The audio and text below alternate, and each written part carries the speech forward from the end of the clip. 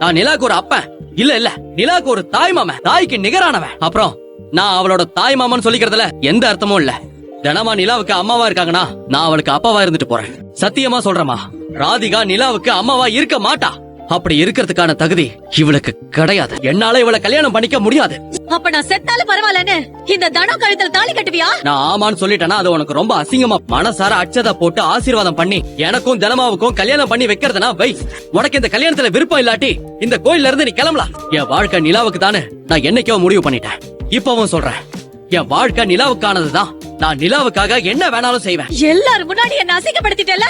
மாமா, ஒழுங்கு மரியாதையா நீங்க கையில எடுத்த தாலிய என் கழுத்துல கட்டிடுங்க. இல்ல என்ன மிரட்டுறியா? சனியனே, எல்லாம் உன்னாலதான். என் கண்ணு முன்னாடியே என் குழந்தைய சனியா அது இதுன்னு பேசுற. இதாண்டி நீ. இதனாலதான் சொல்றேன், என்னைக்குமே என் குழந்தைக்கு அம்மாவா இருக்க மாட்டேன். எத்தனை ஜென்மம் எடுத்தாலும் உன் கழுத்துல நான் தாலி கட்ட மாட்டேடி. மாப்பிள, என்ன மாப்பிள இதெல்லாம் நியாயமா? வாசுகி, என்னமா இதெல்லாம்?